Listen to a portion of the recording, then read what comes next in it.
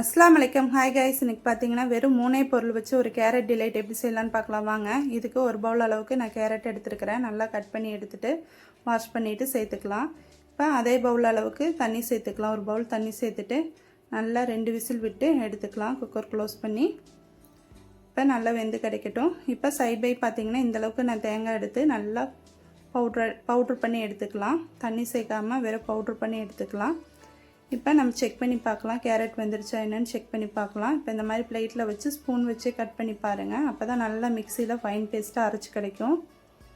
இப்போ இந்த கேரட் அப்படியே நம்ம சேர்த்துக்கலாம். மிக்சி ஜாரில் சேர்த்துட்டு ஒரு ஆஃப் பவுல் பார்த்திங்கன்னா சர்க்கரை சேர்த்துக்கலாம்.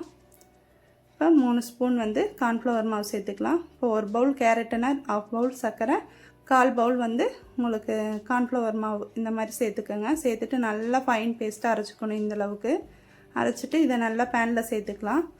பேனில் சேர்த்துட்டு நல்லா கட்டி விடாமல் கலந்து விடணும். இது பார்த்திங்கன்னா நல்லா திக்காகும்.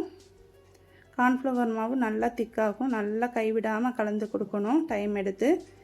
இப்போ நல்லா அல்வா கண்டன்சிக்கு வந்ததுக்கப்புறம் இப்போ இந்த ஸ்டேஜுக்கு வந்ததுக்கப்புறம் நான் இன்றைக்கி பார்த்திங்கன்னா ரவுண்ட் ஷேப் எடுத்துருக்கிறேன். நீங்கள் எந்த ஷேப் வேணாலும் எடுத்துக்கலாம்.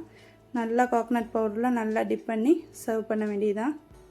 ரொம்ப குயிக்காகவும் சிம்பிளாகவும் செஞ்சிடலாம். ரொம்ப ஹெல்த்தியான ஸ்வீட்டு. குழந்தைகளுக்கு செஞ்சு கொடுத்து பாருங்கள், ரொம்ப விரும்பி சாப்பிடுவாங்க. இப்போ சூப்பரான ஒரு கேரட் டிலைட் ரெடி. கண்டிப்பாக நீங்களும் ட்ரை பண்ணி பார்த்துட்டு எப்படி இருக்குன்னு கமெண்ட் பண்ணுங்கள். தேங்க்யூ.